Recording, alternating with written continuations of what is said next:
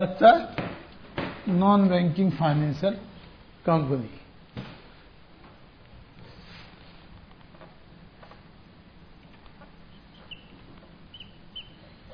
NBFC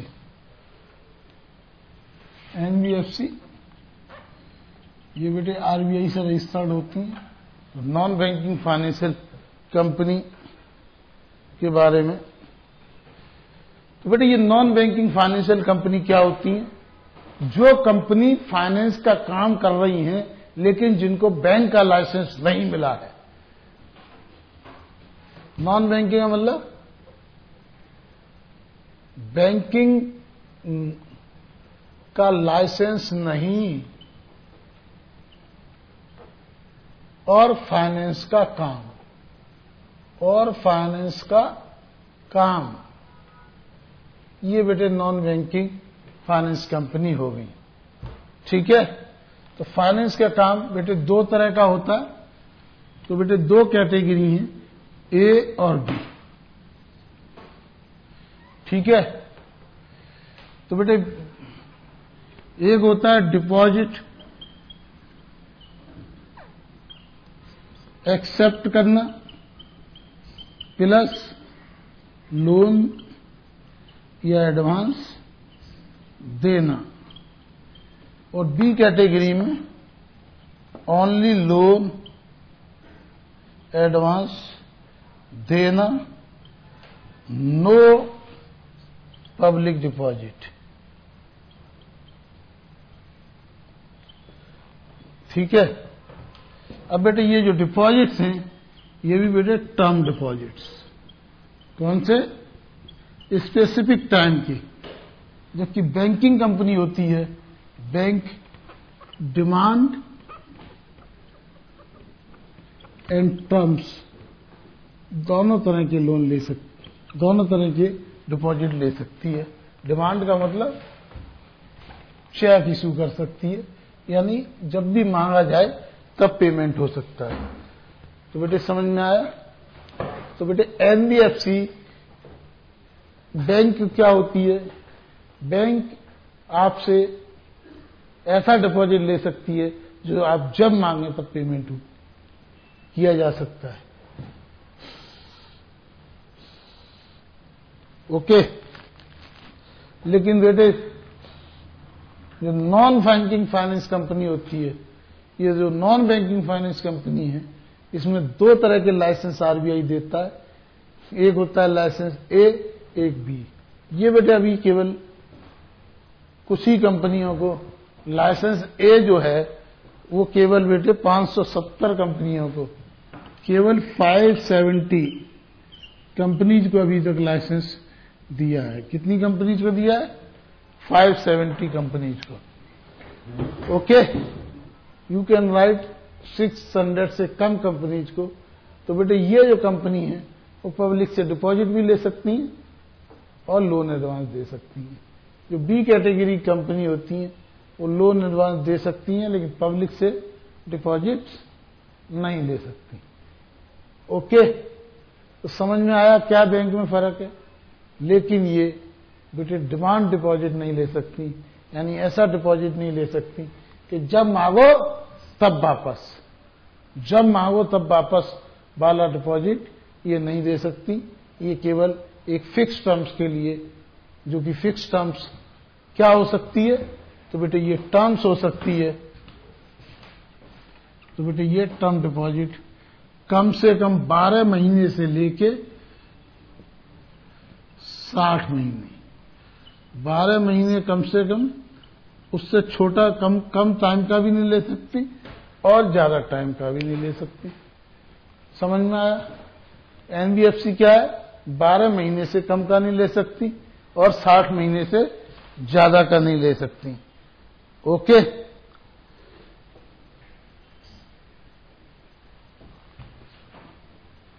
हाँ जी, ये समझ में आ गया? और भी रेस्ट्रिक्शंस हैं, वो अभी हम आपको बताएंगे। सबसे पहले ये होती क्या है?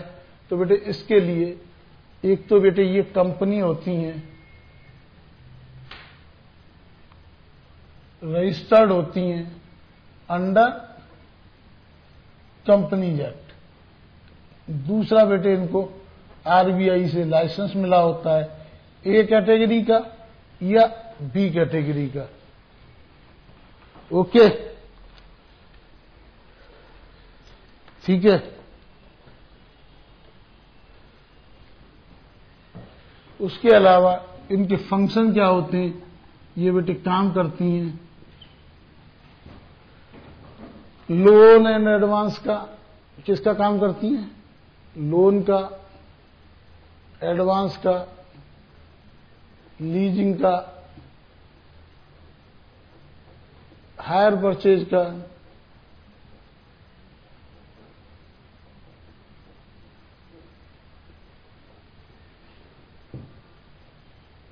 इक्विपमेंट लीजिंग का,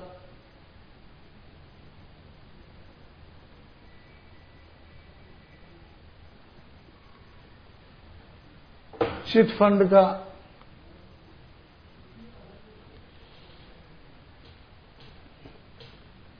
इस तरह के बेटे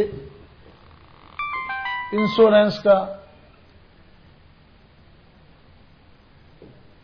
ये बेटे ये जो सारे काम इस तरह के करती हैं, इन सब कामों को बेटे क्या कहते हैं?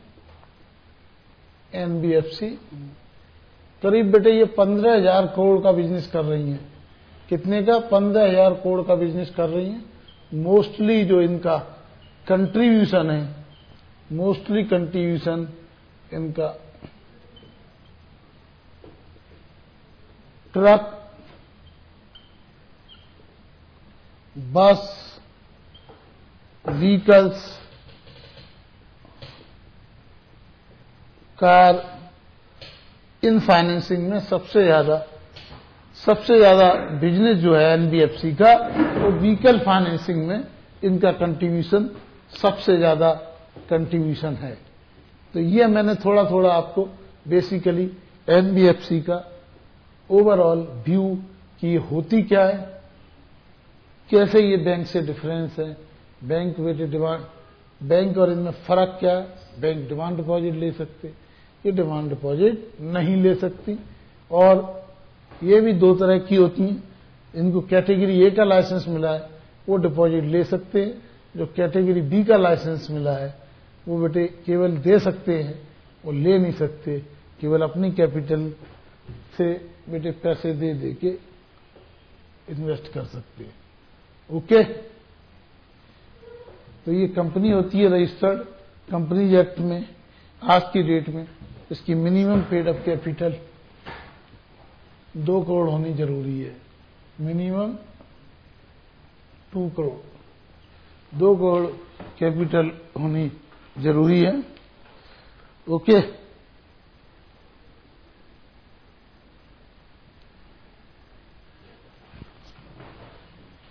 अब ये बेटे क्या क्या नहीं कर सकती, ये तो हमने बताया क्या क्या कर सकती हैं।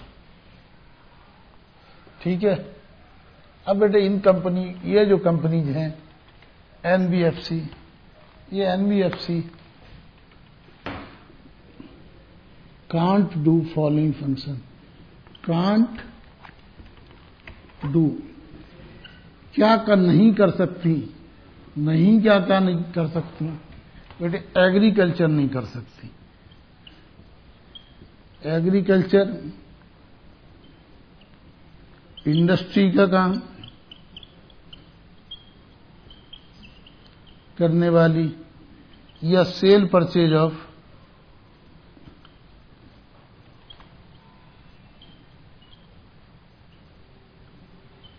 इमूवेबल प्रॉपर्टी, ये वाली जो कंपनी है, ये बेटे एनबीएफसी नहीं होंगी। ओके, एग्रीकल्चर का काम, इंडस्ट्री का काम और cell purchase of immovable property, ये वाला जो काम है, ये बेटे काम ये नहीं कर सकती। ये सारा एनबीएफसी को। तो बेटे क्या कर सकती हैं, क्या नहीं कर सकती? ठीक है, अब बेटे ये एनबीएफसी, जैसे मैंने आपको बताया, ये जो एनबीएफसी है ये बैंकों से बिल्कुल डिफर होती है। क्या होती है? बैंक में और इनमें काफी फर्क होता है। फर्क होता क्या है ये हमें समझना है।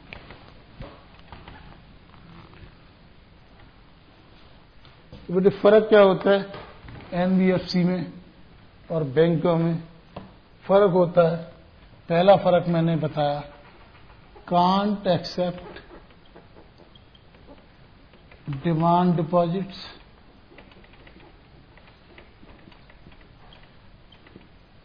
ये कांट एक्सेप्ट डिमांड डिपॉजिट्स, क्योंकि these are not part of जो सेटलमेंट सिस्टम होता है, इसका पार्ट नहीं है।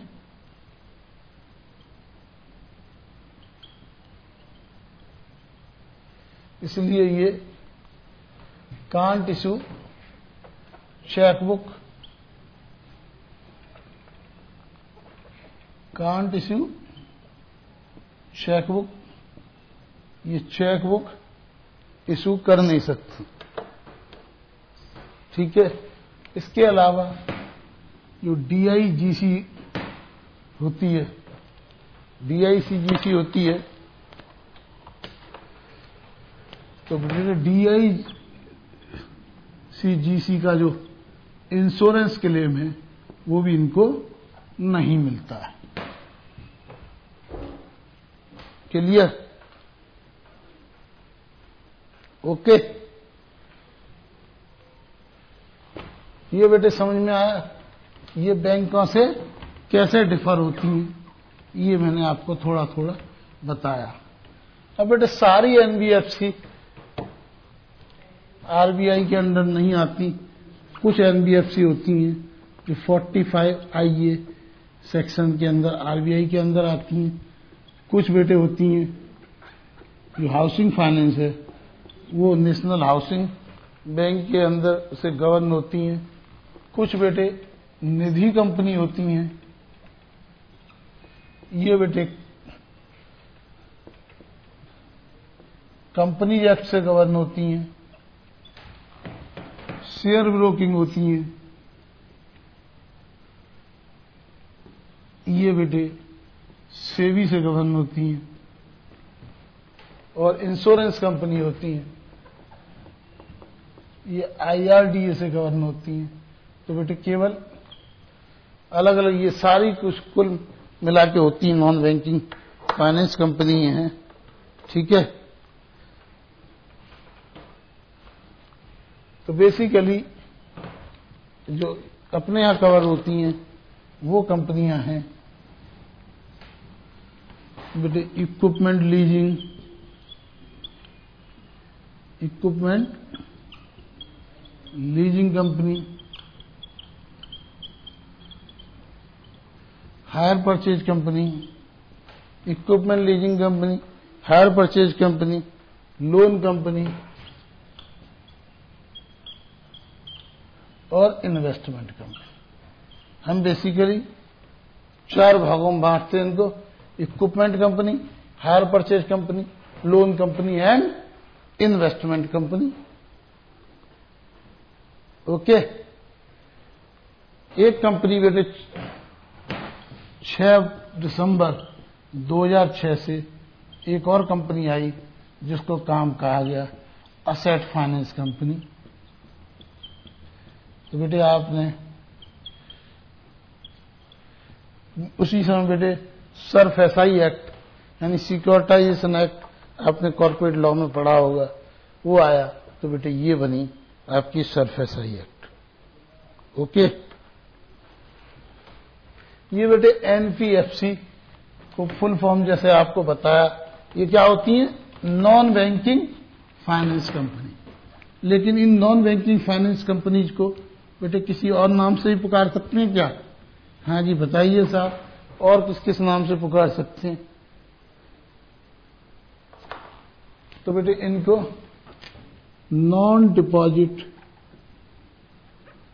क्रेडिट इंस्टीट्यूशन भी कहते हैं। या लैंडिंग कंपनी भी कहते हैं। तो बेटे एनबीएफसी को नॉन डिपॉजिट्स क्रेडिट इंस्टीट्यूशंस भी कहते हैं और लैंडिंग कंपनीज भी कहते हैं। ओके,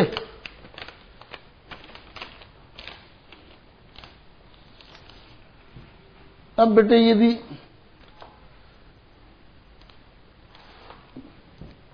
जैसा कि हमने बैंकिंग ऑडिट में बताया था CRAR करार, तो बेटे इस एनबीएफसी क्या क्वेश्चन आता, कैन ऑल एनबीएफसी, बेटे जो भी कैटेगरी ए वाली हैं, can accept public deposit, accept public deposits.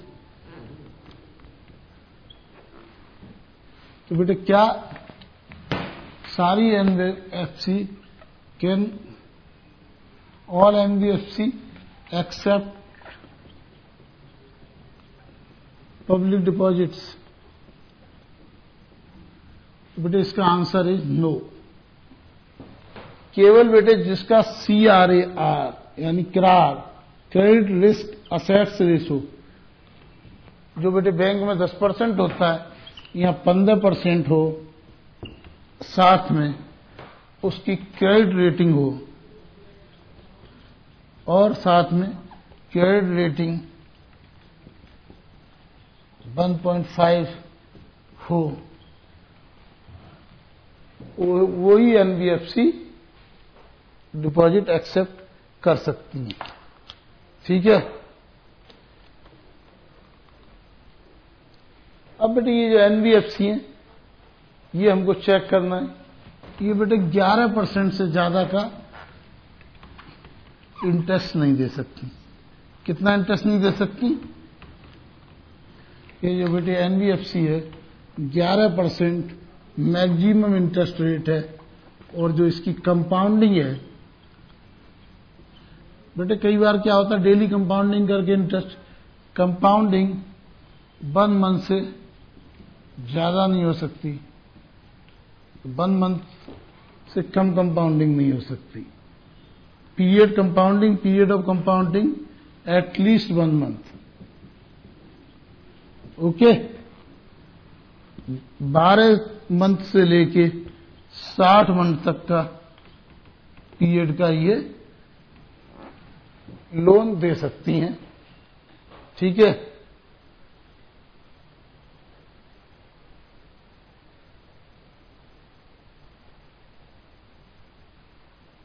ठीक है, ये बेटे कोई गिफ्ट नहीं दे सकती, नो गिफ्ट, नो गारंटी, ना तो ये गारंटी दे सकती ना इनको लोन देने पे, और there is no guarantee by RBI. RBI ने भी बेटे इसके लिए कोई गारंटी नहीं होती, और बेटे केवल तभी दे सकती हैं जब इनकी क्रेडिट रेटिंग हो। कब दे सकती हैं? जब इनकी क्रेडिट रेटिंग हो। Without credit rating they can't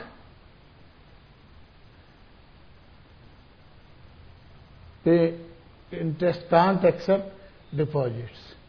तो बेटे कुछ समझ में आया एनबीएफसी के बारे में? हाँ जी हाँ, 11% से ज्यादा नहीं दे सकती, 1 महीने से कम पहले कंपाउंडिंग नहीं कर सकती, 12 महीने से 60 महीने के बीच का होगा, कोई गिफ्ट नहीं दे सकती, कोई गारंटी नहीं दे सकती, no guarantee by RBI, credit rating. ये सारी चीजें अपने को जरा ध्यान रखनी है एनबीएफसी के बारे में। ओके,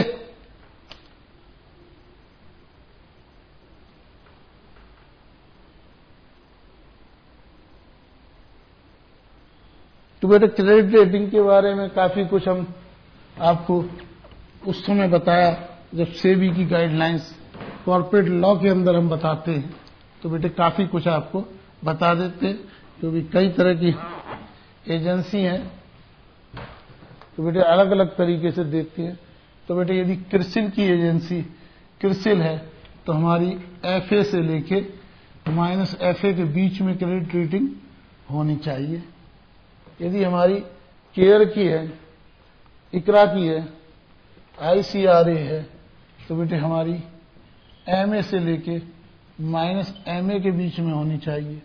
और ये अगर हमारी फिच की है,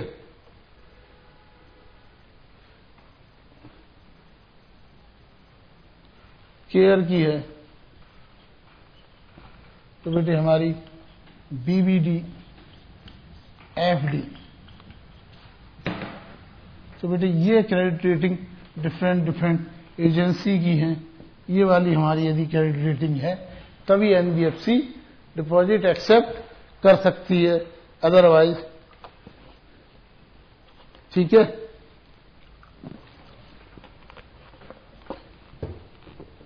अब यदि कोई NBFC डिफॉल्ट करती है, तो NBFC डिफॉल्ट करती है तो हम लोगों के पास क्या क्या ऑप्शंस अवेलेबल हैं।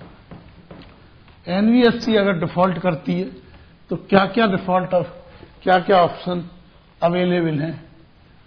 तो बेटे एक इन्वेस्टर CLB के पास जा सकता है, कंज्यूमर फोरम में जा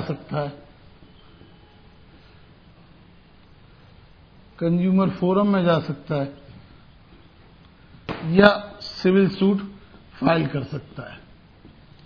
इसके अलावा उसके पास कोई ऑप्शन है नहीं। ओके, अब बेटे हमारे को देखना ये कि NBFC की रेस्पॉन्सिबिलिटी क्या है रिगार्डिंग रिटर्न्स। तो NBFC को बेटे रिटर्न्स भेजनी होती हैं, तो रिटर्न्स वगैरह की जो रेस्पॉन्सिबिलिटी है, तो कुछ monthly, quarterly, half yearly and yearly. तो बेटे रेस्पॉन्सिबिलिटी किस तरह की है कि कुछ चीजों की मंथली है, कुछ चीजों की क्वार्टरली है, कुछ चीजों की हाफ ईयरली है, कुछ चीजों की ईयरली है। मंथली, क्वार्टरली, तो मंथली बेटे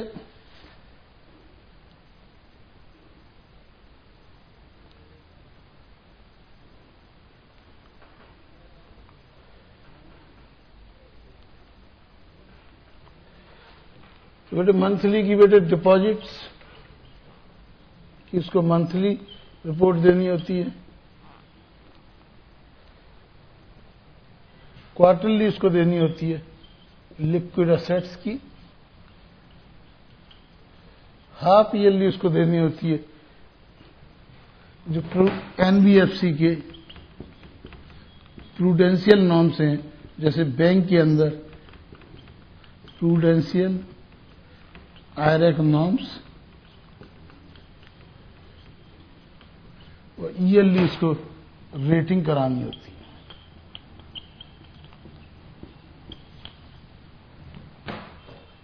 तो बेटे returns monthly, quarterly, half yearly, yearly.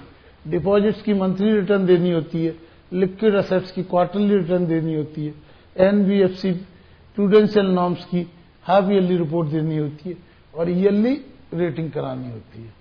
ये सब हमने आज समझा NBFC के बारे में। क्या समझा हमने? NBFC के बारे में बहुत कुछ समझा। अब हम समझेंगे NBFC के ऑडिट के बारे में।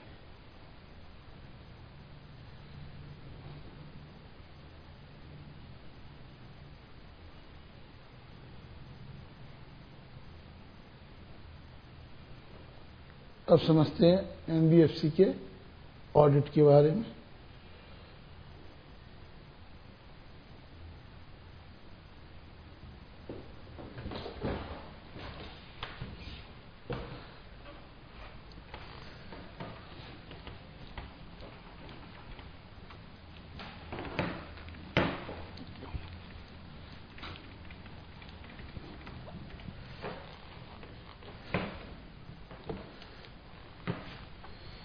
तो बेटे अभी तक हमने जनरली समझा एनबीएफसी को।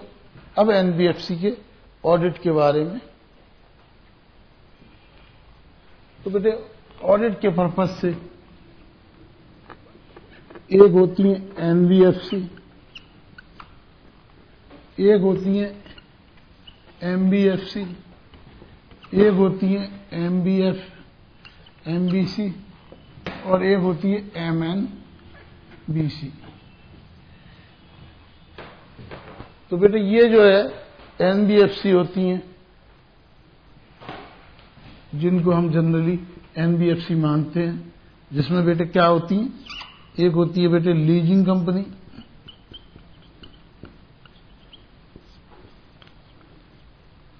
एक होती है बेटे हायर परचेज कंपनी, एक होती है इन्वेस्टमेंट कंपनी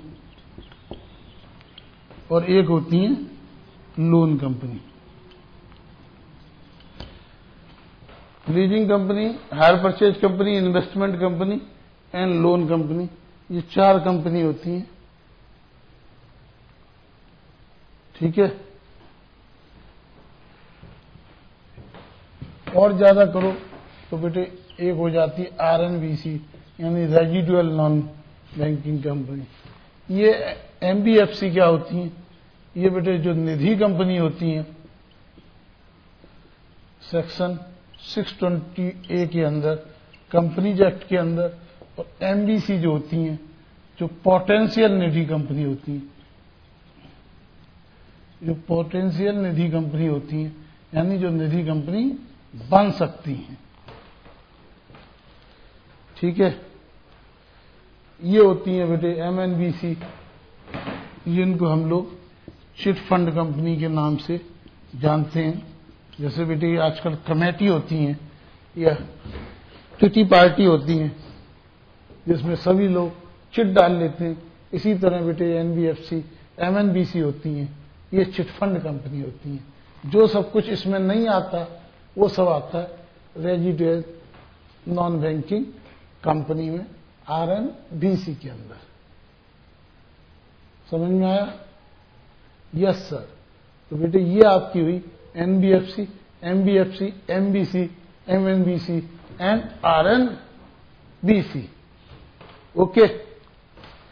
अब हमें समझना है इनका ऑडिट प्रोसीजर्स।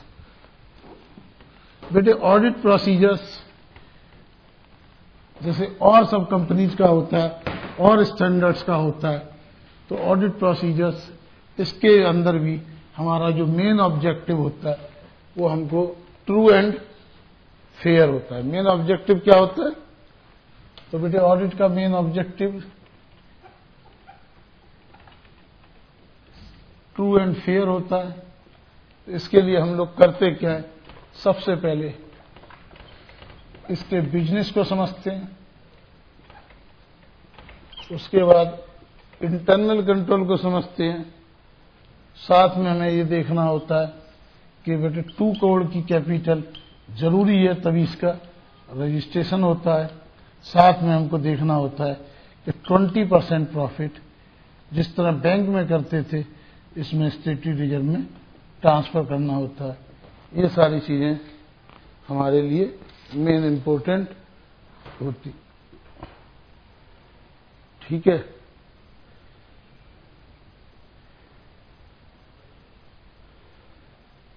इसके लिए बेटे के लिए हम लोग देखते क्या है, तो बेटे इसके लिए हम लोग जो देखते हैं, नंबर 1 क्रेडिट रेशो देखते हैं, दूसरा इंटरेस्ट रेट चेक करते हैं, क्रेडिट रेशो, इंटरेस्ट रेट।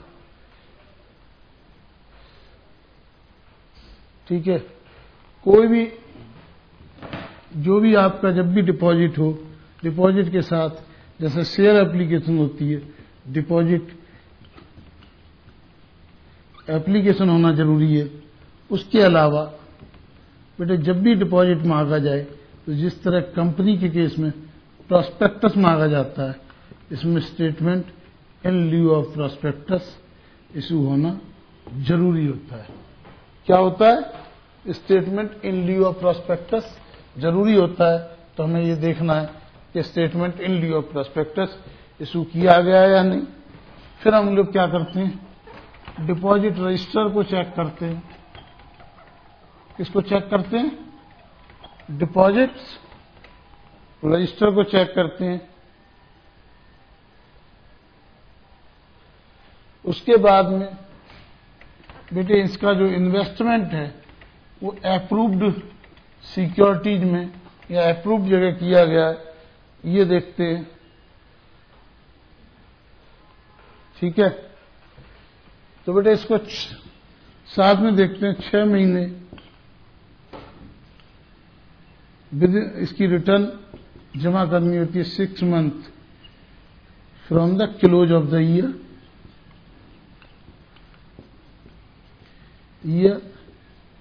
और बेटे जो अकाउंट्स होते हैं, इसके अकाउंट्स बेटे 15 दिन के अंदर, जैसे आरओसी वगैरह में आपको 30 दिन टाइम मिलता है और 60 दिन मिलता है, इसमें 15 दिन के अंदर अकाउंट्स सबमिट करने होते हैं। ये बेसिकली मेन पॉइंट होते हैं। ठीक है, तो बेटे नेक्स्ट हमको क्या देखना है कि जो डिपॉजिट्स है वो बिना बोर्ड ऑफ डायरेक्टर्स की मीटिंग के नहीं हो सकता, और ग्रुप के अंदर यदि ये है तो भी ग्रुप बीओडी के, तब भी बेटे यदि ग्रुप को दिया गया है डिपॉजिट तब भी बीओडी की अप्रूवल जरूरी है। तो क्या क्या चीज हम ऑडिट में देखते हैं? क्रेडिट रेशो देखते हैं, इंटरेस्ट का रेट देखते हैं। ठीक है, तो क्रेडिट रेशो, इंटरेस्ट रेट की हमारे को जब भी बेटे डिपॉजिट देंगे रेशो देखेंगे। रेट जैसा मैंने बताया 11% से ज्यादा नहीं हो सकती। हमेशा डिपॉजिट तभी एक्सेप्ट करेंगे जो डिपॉजिट के साथ में एक प्रार्थना पत्र यानी एक एप्लीकेशन साथ में हो। साथ ही जब भी हम डिपॉजिट इनवाइट करेंगे तो जिस तरह कंपनी के केस में प्रॉस्पेक्टस इशू होता है, इसमें एक statement in lieu of prospectus issue होना जरूरी है। फिर हम क्या करेंगे, जितना भी डिपॉजिट है वो देखना होगा कि डिपॉजिट रजिस्टर में प्रॉपरली चढ़ा है या नहीं, इन्वेस्टमेंट अप्लाई हुआ है या नहीं, यानी अप्रूव्ड सिक्योरिटीज में जहां जहां अप्रूव्ड है उन्हीं में इन्वेस्टमेंट किया गया है, ये सब देखना है। 6 महीने के अंदर क्लोज जिस दिन हो उसके 6 महीने के अंदर रिटर्न सबमिट करनी है, और अकाउंट्स 15 दिन के अंदर, जिस दिन एजीएम हो 15 दिन के अंदर अकाउंट सबमिट करने, ये हमको देखना है। ये देखना है कोई भी जो डिपॉजिट है वो बिना बोर्ड के अप्रूवल के नहीं है। ग्रुप के अंदर यदि कोई डिपॉजिट होता है तब भी बोर्ड की अप्रूवल चाहिए। ओके, तो ये बेटे हमको बेसिक एनबीएफसी के अंदर ऑडिट के पॉइंट है। ठीक है, इसके अलावा जो मेन हमको देखना होता है एनबीएफसी के अंदर, तो बेटे हमारे को प्रूडेंशियल नॉर्म्स देखने होते हैं। एनबीएफसी के प्रूडेंशियल नॉर्म्स क्या देखने होते हैं? एनबीएफसी के प्रूडेंशियल नॉर्म्स हमको देखने होते हैं। NBFC prudential norms, NBFC prudential norms हम देखते हैं। तो बेटे इसके अंदर वही एनपीए देखते हैं, एनपीए देखते हैं। इसके लिए हमें देखने होते हैं अच्छे लोग, यानी परफॉर्मिंग एसेट्स,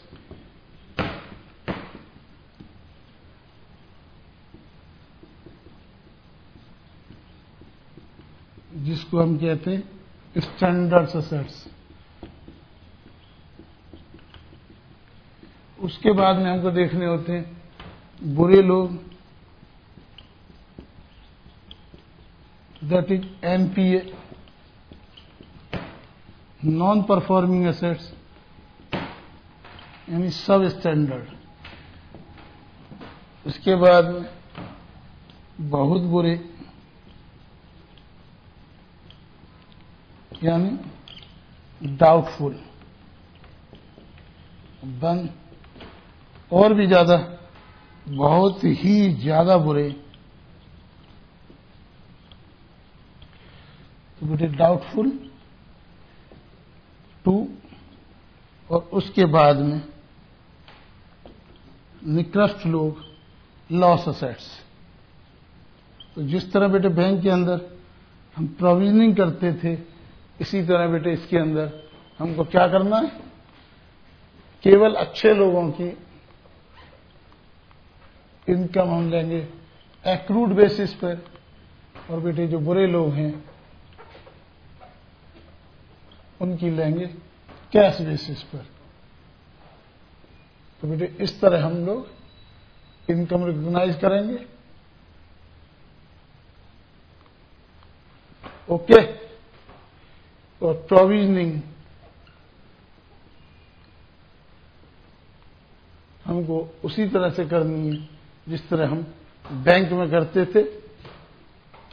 ओके, 0.25, 0.40, 10%, 20%, 30%, यहां बेटे 50 था, ये भी बेटे 100% ही करना है आपको।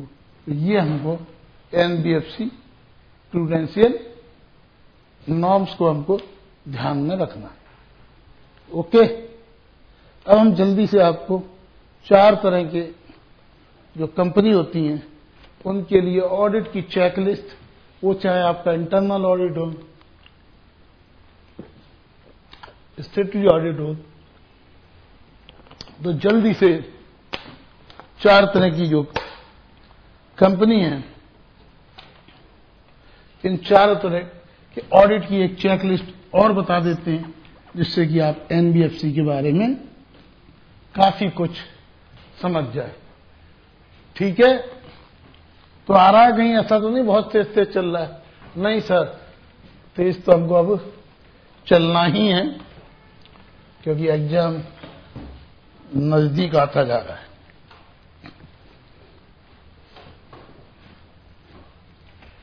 ओके, तो अब आ जाइए इक्विपमेंट।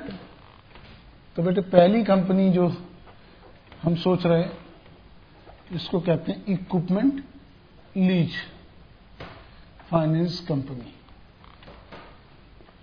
यानी जो लीज पर सामान देती है। तो सबसे पहले हमको जब भी इक्विपमेंट, तो पहले बेटे अप्रेजल होता है। कोई भी लोन होता है तो इसके बेटे टेक्निकल अप्रेजल होता है और लीगल अप्रेजल होता है एंड फाइनेंशियल अप्रेजल होता है। ठीक है, कि बेटे जो टेक्नोलॉजी की मशीन आप ले रहे हो वो टेक्नोलॉजी वायबल है या नहीं, जितनी कैपेसिटी आप देख रहे हो उतनी है या नहीं, उसको गिरवी रखा जा सकता है, कागज पत्रे पूरे किए जा सकते हैं, उसकी टाइटल डीड क्या है, ये सारी चीजें हमने देखना होता है। और फाइनेंशियली क्या वो प्रोजेक्ट वायबल है, क्या वो मशीन रीपेमेंट करने की पोजीशन में, इन तीनों चीजों को हम अप्रेज करते हैं। दूसरे बेटे जब भी इक्विपमेंट है, तो कोई मशीन है तो हमें देखना है क्या वो इंस्टॉल हो चुकी है, तो इसका बेटे हमें क्या करना होता है, फिजिकल वेरिफिकेशन करना होता है, क्या मशीन या वो चीज है वो इंस्टॉल हो चुकी है या नहीं। साथ में बेटे हमको ये देखना है इंश्योरेंस हो चुका है, इंश्योर्ड है या नहीं, और इंश्योरेंस भी बेटे कंप्रिहेंसिव इंश्योरेंस चाहिए। साथ में जो अकाउंटिंग स्टैंडर्ड 19 है उसकी कंप्लायंस हुई है या नहीं, उसके हिसाब से बेटे एंट्री हुई है या नहीं। और सबसे इंपॉर्टेंट जो हमने बताया कि जो एनबीएफसी के प्रूडेंशियल नॉर्म्स हैं उनको कंप्लाई किया गया है या नहीं। ओके। अब नेक्स्ट आते हो बेटे hire purchase company. Hire purchase क्या होती है, ये आपने आईपीसीसी लेवल पे पढ़ाई होगा। हाँ सर, ये हमको पता है हायर परचेज क्या होती है। तो बेटे हायर परचेज कंपनी में भी ये वाला पॉइंट सेम टू सेम रहेगा। सेम अप्रेजल हम करेंगे, इंस्टॉलेशन हम देखेंगे, इंश्योरेंस हम देखेंगे, ओके, प्रूडेंशियल नॉर्म्स हम देखेंगे, ओके। इसके अलावा हमको जो देखना है, ओके, ये वाले के अलावा हमको जो पॉइंट देखना है, नंबर 5th पॉइंट ये देखना है कि ये जो पेमेंट है वो डायरेक्ट पेमेंट टू वेंडर है या नहीं।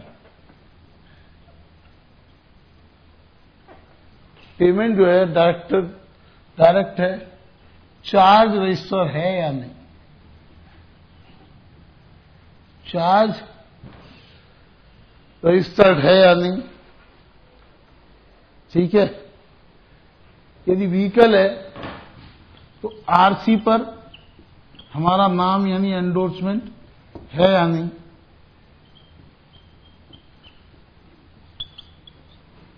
आरसी पर एंडोर्समेंट को हम देखेंगे। उसके अलावा हमको ये देखना है कहीं ऐसा तो नहीं कि जो हायर परचेज वाली एसेट है उसको आगे बेच दिया हो या आगे और कहीं गिरवी रहन या प्लेज कर दिया हो। ऐसी चीजें हमारे को चेक करनी है कि ये कहीं ऐसा तो नहीं बेच दिया हो, एनकम्बर्ड कर दिया गया हो, ठीक है। उसके अलावा हमें ये देखना है कि यदि उसका कोई इंस्टॉलमेंट नहीं आई है तो गुड्स रीपजेज किया गया है और गुड्स रीपजेज पे लॉस और प्रॉफिट प्रॉपरली अकाउंट फॉर किया गया है या नहीं, ओके। तो बेटे हायर परचेज कंपनी केस में अप्रेजल तो हर एक केस में देखेंगे ही, technically, legally, financially, physical verification करेंगे, इंस्टॉलेशन देखेंगे, इंश्योरेंस देखेंगे, एनबीएफसी के प्रूडेंशियल नॉर्म्स देखेंगे। फिर हमको देखना ही है कि उसका पेमेंट डायरेक्ट वेंडर को किया गया है या नहीं, चार्ज रजिस्टर करा गया है या नहीं, आरसी पर एंडोर्समेंट है या नहीं। साथ में हमें देखना है कि ये नॉट सोल्ड या एनकम्बर्ड तो नहीं है, गुड्स रीपजेज किया गया है या नहीं, loss profit properly account for किया गया है। ये सारी चीजें हमारे को देखनी है, ओके। अब हमको देखना है इन्वेस्टमेंट कंपनी के केस, ठीक है। तो ये समझ में आया, हाँ जी बेटे, ये आ सकते हैं छोटे छोटे पॉइंट्स। तो बेटे हम लोग हालांकि इतना ज्यादा इंपॉर्टेंस नहीं है इन चेक लिस्ट की, लेकिन उसके बावजूद भी ये आप एक बार माइंड में बैठा लेंगे तो बेटे बेसिकली है कुछ भी नहीं। बेसिकली जो हम हमेशा आपको बताते हैं BCREP, वही आपको कर लेना है। यदि याद नहीं आए, वैल्यूएशन देख लेना है, कंप्लीटनेस देख लेना है, राइट देख लेना है, एग्जिस्टेंस देख लेना है, प्रेजेंटेशन देख लेना है, ऑकरेंस देख लेना है और मेजरमेंट देख लेना है। कुछ समझ में नहीं आए तो जो हम हमेशा बताते रहे हैं BCREP, ON, यदि ये सब पॉइंट्स नहीं ध्यान आए, इनसे आप काम चला लीजिएगा, okay. Now coming to the investment company. अब हम आते हैं इन्वेस्टमेंट कंपनी के ऊपर। किसके ऊपर आते हैं? Investment company.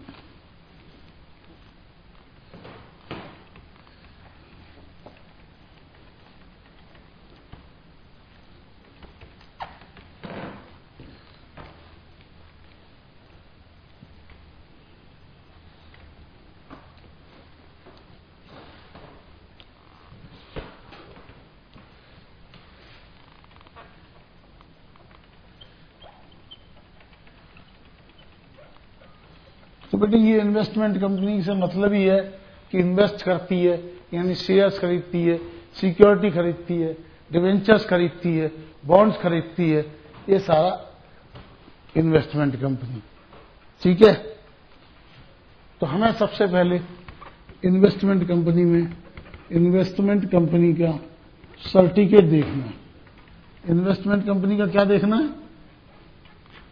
बाकी तो बेटे सारे ऑडिट के अंदर बेसिक चीजें हमने आपको बताई दी। बिजनेस में क्या करोगे आप, प्लानिंग करोगे, बिजनेस को समझोगे, टर्म समझोगे, इंटरनल कंट्रोल समझोगे। ये जो हम बताने जा रहे हैं, ये जितने पॉइंट्स आपको बताया, ये स्पेसिफिक पॉइंट्स बताने जा रहे हैं। इक्विपमेंट लीजिंग में क्या देखोगे ये आपको बताया, हायर परचेज कंपनी में क्या देखोगे, इन्वेस्टमेंट कंपनी में क्या देखोगे, ये हम बताने जा रहे हैं। ठीक है, तो इन्वेस्टमेंट समझ में आ रहा है? हाँ जी सर। तो बेटे ऐसा है, थोड़ा सा अटेंशन से करिए, क्योंकि मैं हमेशा आपसे कहता हूं knowledge is like food and mind is like stomach. Whatever you have eaten that is not important, important is whatever you have digested.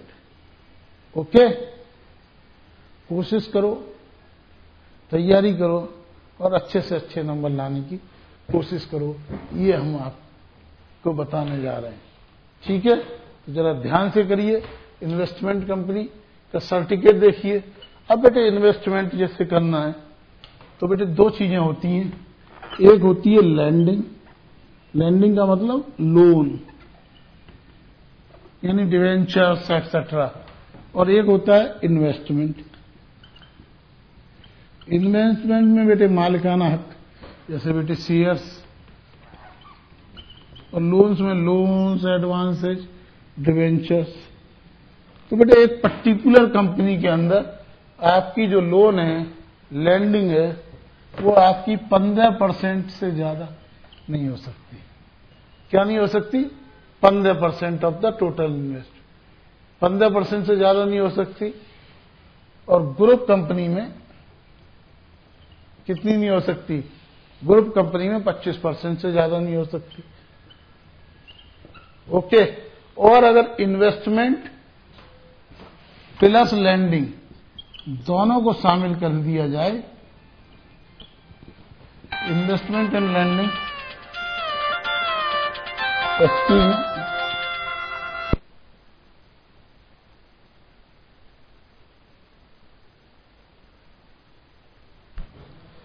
तो बेटे अगर इन्वेस्टमेंट एंड लैंडिंग दोनों को शामिल कर लिया जाए तो बेटे एक सिंगल कंपनी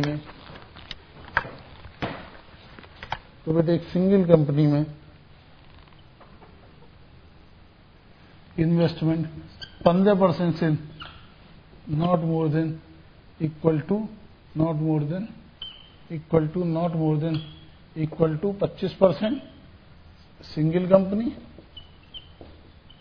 और not more than equal to 40% group company. कुछ समझ में आया कि बेटे एक पर्टिकुलर कंपनी में हम टोटल अपने इन्वेस्टमेंट का 15% से ज्यादा नहीं कर सकते, और ग्रुप कंपनी में, एक पर्टिकुलर ग्रुप की कंपनी में 25% से ज्यादा नहीं कर सकती। ओके, और यदि लैंडिंग और इन्वेस्टमेंट दोनों को मिला दे, तो दोनों को मिला के एक सिंगल कंपनी में 25% नहीं कर सकते और ग्रुप कंपनी में 40% नहीं कर सकते। ठीक है, तो ये हमको चेक करना है। और क्या क्या चेक करना है? तो बेटे लैंडिंग चेक करनी है, इन्वेस्टमेंट प्लस लैंडिंग चेक करनी है। फोर्थ बेटे हमें क्या होगा, जब भी इन्वेस्टमेंट की करोगे तो बेटे आपको इंटरेस्ट मिलेगी, डिविडेंड मिलेगा और राइट्स मिलेंगे, कैपिटल गेन मिलेगा। तो बेटे हमें देखना क्या है, फोर्थ नंबर पे बेटे हमको देखना है इंटरेस्ट देखनी है, क्या इंटरेस्ट मिली, क्या डिविडेंड मिला, और क्या हमको कैपिटल गेन मिला। तो हमको इंटरेस्ट, डिविडेंड और कैपिटल गेन के बारे में सारी इनकी बेटे terms and conditions, calculation, received properly, ठीक है, ये सारा कैलकुलेशन ये हमको सारी चेक करनी है। ये सारी हमको इंटरेस्ट वगैरह चेक करनी है। यदि हमने बेटे शेयर्स सेल परचेज किए हैं तो ब्रोकर्स के बेटे contract notes from share broker से बेटे जो भी कॉन्ट्रैक्ट हैं उनको चेक करना है। किस काम के लिए? फॉर सेल परचेज, किस चीज की? और जो भी बेटे शेयर्स, डिवेंचर्स एटसेट्रा, तो बेटे ये कॉन्ट्रैक्ट नोट्स हमको चेक करने। तो उसके अलावा हमको जब भी इन्वेस्टमेंट है उसकी बोर्ड रिजोल्यूशन देखना है सेल परचेज ऑफ इन्वेस्टमेंट के लिए। जब भी सेल परचेज होती है तो उसके बोर्ड का रिजोल्यूशन भी हमको चेक करना है। ओके, तो इंटरेस्ट देखनी है, कॉन्ट्रैक्ट नोट देखना है, बोर्ड रिजोल्यूशन देखना है। ओके,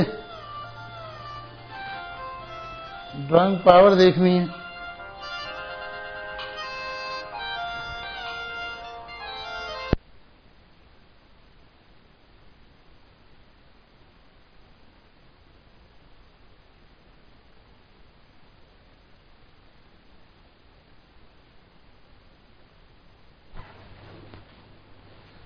उसके बाद में बेटे हमको ड्राइंग्स पावर देखनी है।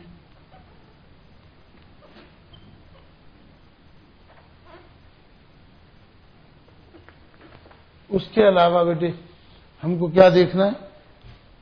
बेटे आजकल तो वो खत्म हो गया, लेकिन बेटे AS 13 देखते थे, अकाउंटिंग स्टैंडर्ड 13। आजकल अब हमको AS 30, 31, 32 को ध्यान में रखना है। उसके हिसाब से वैल्यूएशन किया गया है या नहीं, ठीक है। उसके अलावा हमको क्या करना है बेटे? लिस्ट लेनी है। किस चीज की? सब्सिडियरी और ग्रुप कंपनियों की, और उनके हिसाब से रिलेटेड पार्टी ट्रांजैक्शंस देखने। उनके हिसाब से क्या देखने? रिलेटेड पार्टी ट्रांजैक्शंस देखने हैं। ये सारा काम हमको करना है। इनके अंदर ये देखना है कि इनकी बेटे प्राइस है वो ठीक तरह से लगाई गई है या नहीं। प्राइस हमको ठीक तरह से लगाई गई है या नहीं। अब बेटे जो मेन इंपॉर्टेंट पॉइंट है वो है बेटे, यदि कोई डिवेंचर्स बेटे अनकोटेड का है, अनकोटेड कंपनी का डिवेंचर्स है, तो इसको बेटे हम कभी भी इन्वेस्टमेंट ना करके इसको क्या कहेंगे? Term loan. इसको इन्वेस्टमेंट की जगह टर्म लोन कहा जाएगा, ठीक है। तो बेटे ये सारी चीजें हमको इंपॉर्टेंट, ठीक है, ये सारी चीजें हमको देखनी है इन्वेस्टमेंट कंपनी के अंदर। ओके, इन्वेस्टमेंट सर्टिफिकेट देखना है। ये देखना है एक ही कंपनी में लैंडिंग 15% से ज्यादा ना हो, ग्रुप कंपनी में एक ही ग्रुप में 25% से ज्यादा ना हो, और लैंडिंग और इन्वेस्टमेंट मिला के एक सिंगल कंपनी में 25% ना हो, और पूरे ग्रुप के अंदर 40% ना हो। इंटरेस्ट चेक करनी है, डिविडेंड चेक करना है, कैपिटल गेन चेक करना है। यदि शेयर्स की खरीद करी है, परचेज की है, सेल परचेज की है, तो बेटे हमको कॉन्ट्रैक्ट नोट्स देखने हैं कि कॉन्ट्रैक्ट नोट सही तरह इशू हुए हैं और उन्हीं के हिसाब से बिलिंग हुई है या नहीं है। इन्वेस्टमेंट की सेल परचेज के लिए बोर्ड का रेजोल्यूशन देखना है, ड्राइंग पावर देखनी है। अकाउंटिंग स्टैंडर्ड 30 की जगह आप अकाउंटिंग स्टैंडर्ड 30, 31, 32 देखेंगे। लिस्ट लेंगे, सब्सिडरी ग्रुप को, रिलेटेड पार्टी ट्रांजैक्शन देखेंगे और जो सब्सिडरी या ग्रुप से सेल परचेज हुई है उनकी प्राइस देखेंगे ठीक है या नहीं। यदि कोई अनकोटेड कंपनी के डिवेंचर लिए हैं तो उनको लोन की तरह दिखाएंगे, उनको हम लोग इन्वेस्टमेंट नहीं कहेंगे, नहीं कहेंगे। ये बेटे समझ में आया? Yes sir.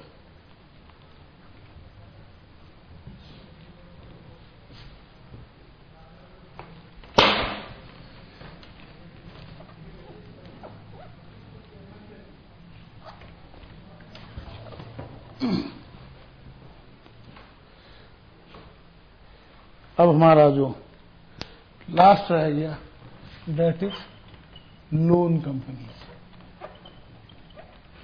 लास्ट रह गया लोन कंपनी। तो ये क्या होता है लोन कंपनी? तो लोन कंपनी बेटे क्या करती हैं? ये लोन देती हैं। तो लोन लेने के लिए भी बेटे वही appraisal, technical, financial and legal कि जो प्रोजेक्ट है वो टेक्निकली वायबल है या नहीं, फाइनेंशियली इस पोजीशन में है कि रीपेमेंट कर पाएगा या नहीं, और लीगल क्या पोजीशन है। ये सारी चीजें हमको पहला अप्रेजल देखना है। दूसरा हमको देखनी है लोन्स की टर्म्स एंड कंडीशंस। लोन्स की क्या देखनी है?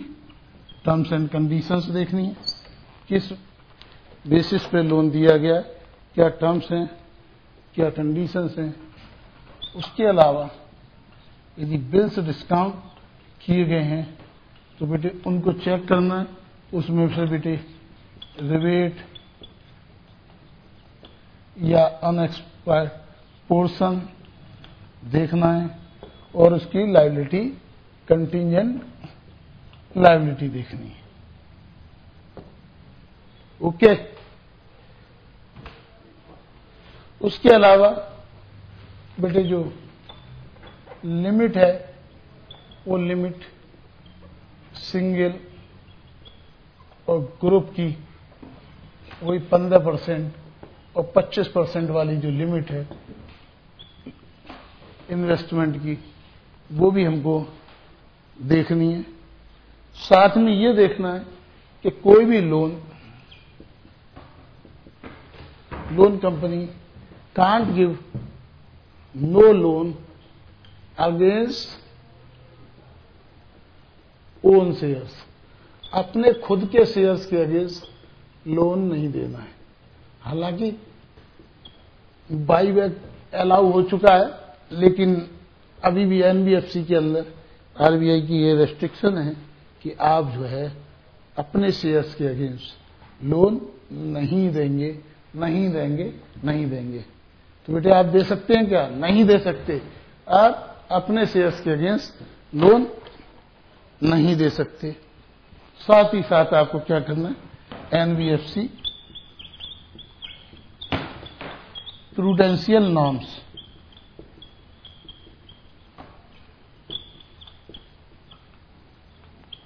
को ध्यान में रखना है। आईसीआई के प्रूडेंशियल नॉर्म्स को ध्यान में रखना है। और तो बेटे वही सारी चीजें हमने को देखनी है। कौन सा अच्छे लोग, बुरे लोग, बहुत बुरे लोग, एकदम निकृष्ट लोग, किस इनकम को हमें रिकग्नाइज करना है, किस इनकम को रिकग्नाइज नहीं करना है, ये सारी चीजें अपने को देखनी है। बेटे ये कुछ समझ में आया? यस। साथ में बेटे जैसे हमको करना क्या होता है, बैलेंस कंफर्मेशन लेनी है और बैलेंस कंफर्मेशन लेनी है, और साथ में देखना है जिन पार्टियों को लोन दिया जा रहा है उनकी क्रेडिट वर्थीनेस देखनी है। ये सारे पॉइंट्स देखकर उसके हिसाब से हमको ट्रू एंड फेयर्स की ओपिनियन देनी है। तो ये समझ में आया आपको? Yes sir. तो बेटे हमने अब आपको क्या क्या बताया आज के इस लेक्चर में। सबसे पहले एनबीएफसी होती क्या है, बैंक से ये किस तरह से डिफर है।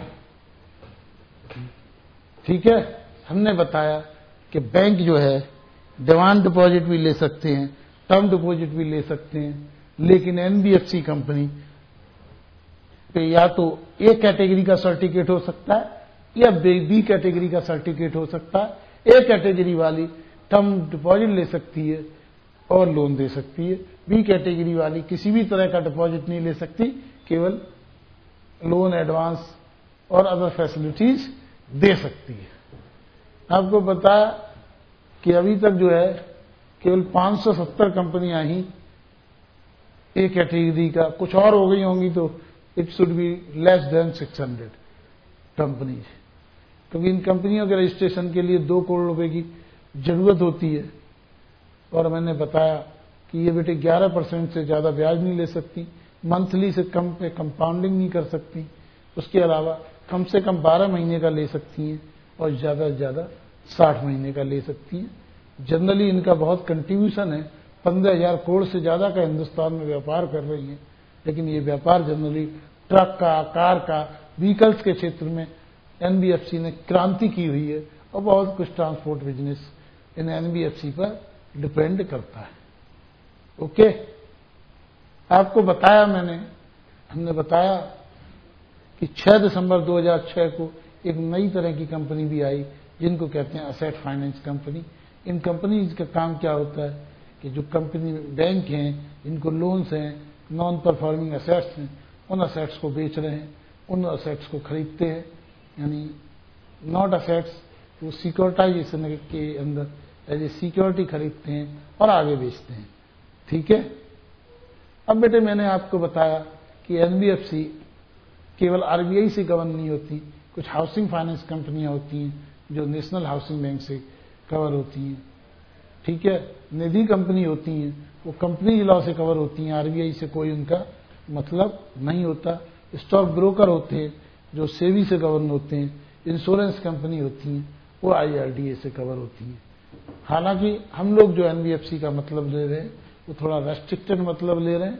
रेस्ट्रिक्टेड मतलब से मेरा मतलब बेसिकली हम लोग ऑडिट प्रोसीजर्स के लिए जो फाइनेंस कंपनी ले रहे हैं वो 4 तरह की फाइनेंसिंग कंपनी हमने बताया, एक एनबीएफसी, एक एमडीएफसी, एक एमबीसी, एक एमएनबीसी और बाकी सब रेजिडुअल में डाल दिया। ओके, एनबीएफसी भी हमने 4 तरह की आपको बताई। उन 4 तरह की कंपनियों में आपको बताया equipment life financing company, hire purchase company, loan company and investment company. Okay,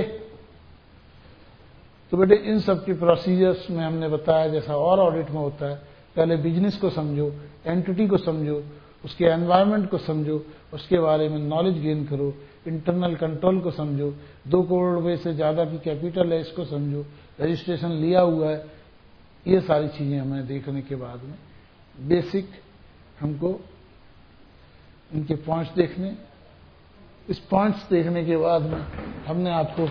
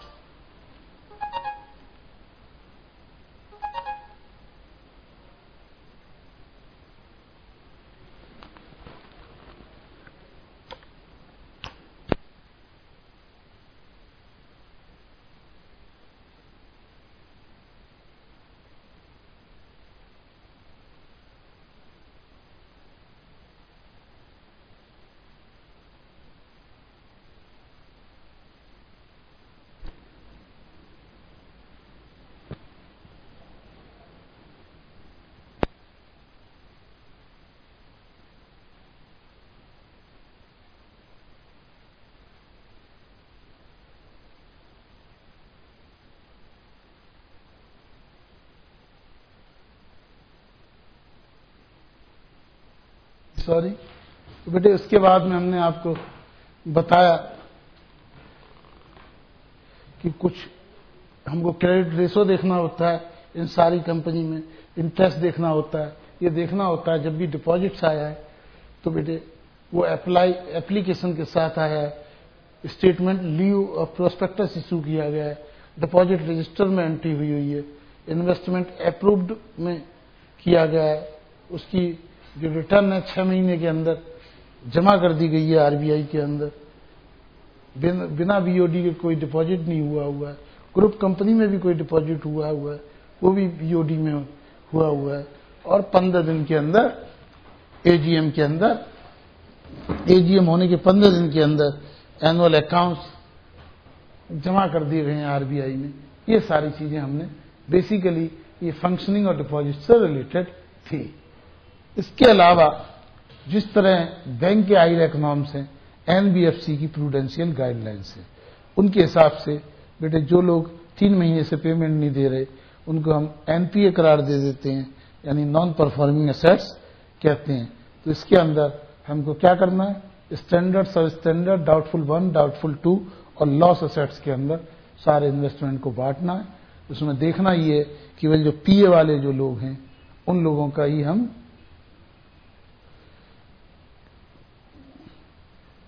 पैसा जो है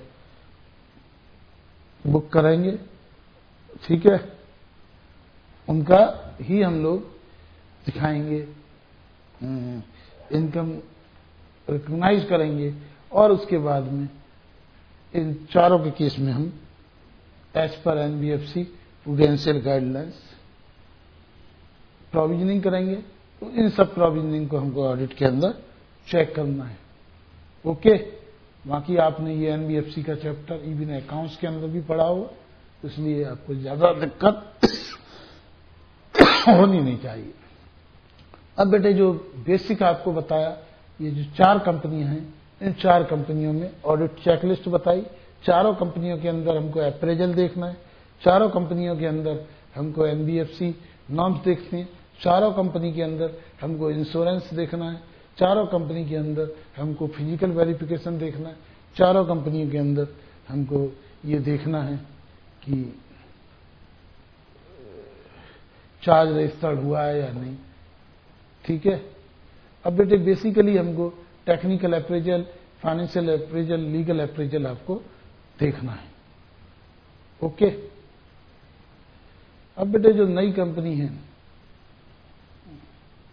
उनके बारे में, इक्विपमेंट के बाद में जो लीजिंग कंपनी है, इसमें हमको ये भी देखना है कि आरसी में हमारा नाम एंडोर्स है, ये व्हीकल है, ठीक है, चार्ज प्रॉपर रजिस्टर्ड हुआ है या नहीं, वेंडर को डायरेक्ट पेमेंट दिया गया है या नहीं, असेट बाद में सेल तो नहीं कर दी गई है, ये सारी चीजें और देखनी है। इन्वेस्टमेंट कंपनी में हमको ये ध्यान रखना है, इन्वेस्टमेंट सर्टिफिकेट देखना है, एक सिंगल को 15% नहीं देना है, से ज्यादा एक सिंगल कंपनी में लोन नहीं देना है, और ग्रुप कंपनी एक ही ग्रुप में 25% से ज्यादा लोन नहीं देना है। यदि उसमें हमने लोन भी किया है, इन्वेस्टमेंट भी किया है, तो एक सिंगल कंपनी के अंदर 25% से ज्यादा लोन और इन्वेस्टमेंट नहीं होना चाहिए, और ग्रुप कंपनी के अंदर 40% से ज्यादा लोन और इन्वेस्टमेंट नहीं होना चाहिए। उसके बाद में हमको डिविडेंड देखना है, कैपिटल गेन देखना है, इन सब चीजों को हमें देखना है प्रॉपरली है या नहीं। ओके, ये बेसिकली हमको कुछ पॉइंट्स हमने आपको बताए। बाकी हमने आपको ये बताया कि जब भी डिपॉजिट हो, लोन वगैरह दिया जाएगा, बोर्ड का रेजोल्यूशन देखना है, ग्रुप कंपनी है तब भी देखना है, अकाउंटिंग स्टैंडर्ड 13 आजकल चलता नहीं है, लीज कंपनी में तो हमने देखा ES 19 देखेंगे, यहाँ पे ES 30, 31, 32 हम देख लेंगे। ओके, लोन कंपनी में हमने बताया कि आपको इन सब अप्रेजल के अलावा लिमिट देखनी है। फिर सबसे ज्यादा जो इंपॉर्टेंट चीज हमें ध्यान रखनी है कि कोई लोन अपने शेयर्स के अगेंस्ट नहीं देना है। और इन्वेस्टमेंट कंपनी में ध्यान ये रखना है कि यदि अनकोटेड के अंदर कोई डिवेंचर दिया गया है तो उसको बेटे हम इन्वेस्टमेंट ना दिखा के टर्म्स लोन दिखाएंगे, ये ध्यान रखना है। और इसमें लोन कंपनी में एनबीएफसी प्रूडेंशियल नॉर्म देखना ही है, बैलेंस कंफर्मेशन देखना है, ट्रेड वर्थीनेस देखना है। इसमें सबसे ज्यादा इंपॉर्टेंट चीज है कि हमने अपने शेयर्स के अगेंस्ट कोई लोन नहीं दिया है। Okay, thank you. तो बेटे मैंने थोड़ा क्विक ये आपको कराया।